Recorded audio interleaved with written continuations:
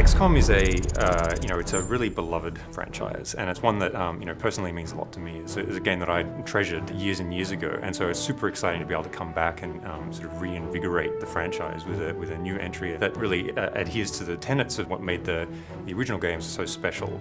Our telling of XCOM is an origin story. It's about experiencing the origins of this organization from a really zoomed in and boots on the ground perspective. We really wanted to make you feel like what it was like to be one of the squaddies in the original game, and not the all-knowing top-down commander. Past games were all about a global UFO defense agency, a kind of task force made of the best from across the whole world who were supposed to repel an alien invasion.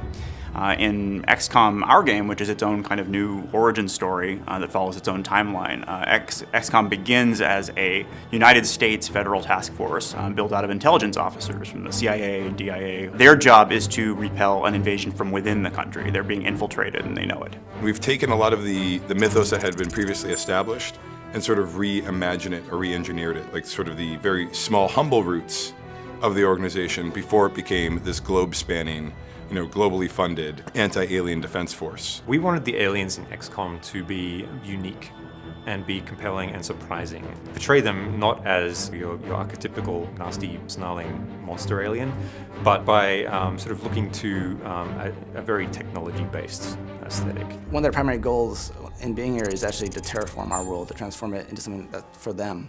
At first, you see small little signs, like small little bits of cancer sort of starting to grow and form and grow in our world.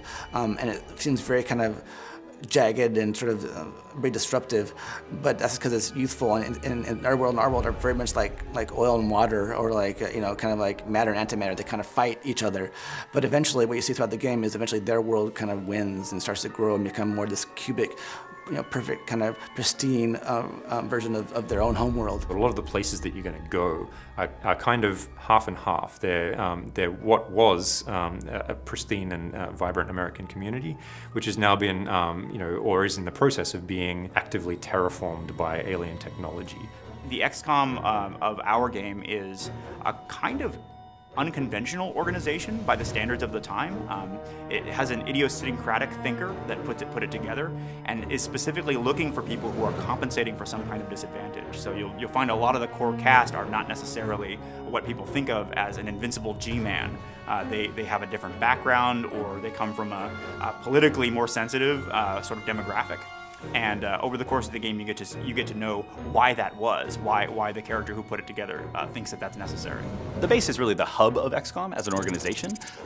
It changes and evolves over the course of the game. It's someplace that you return to after every single mission, and it serves as both a sort of story and social space for you to have conversations with other characters, learn more about the world of XCOM, see how other people are reacting to the war as it progresses, and really immerse yourself in the world of 1962.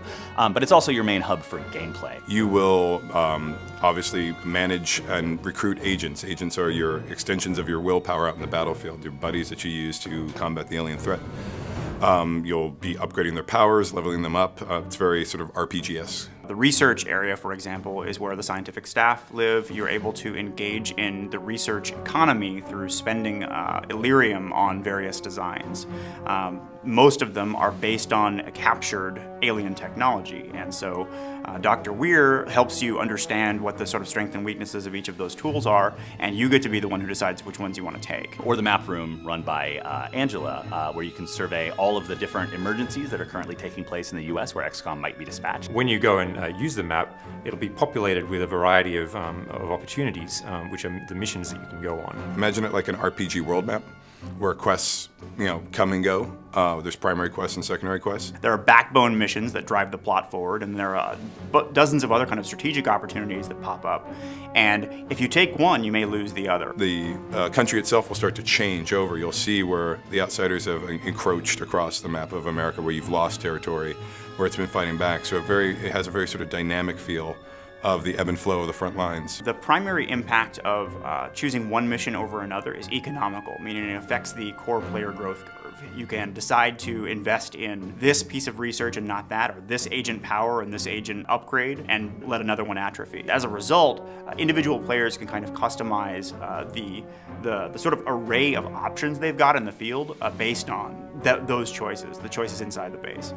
There's also like little mini quests in the base. There's sort of like side quests that go on. So you'll interact with the different characters, learn more about their stories. The central characters of the game, you can go and talk to them, and you'll have dialogue options, and you'll be able to basically mine out as much of the story as you want by engaging in these conversations. XCOM is a story about some real people, some people with flaws and conflicts, and they're thrown into this situation against essentially overwhelming enemy that it's difficult to tell if they can even be defeated.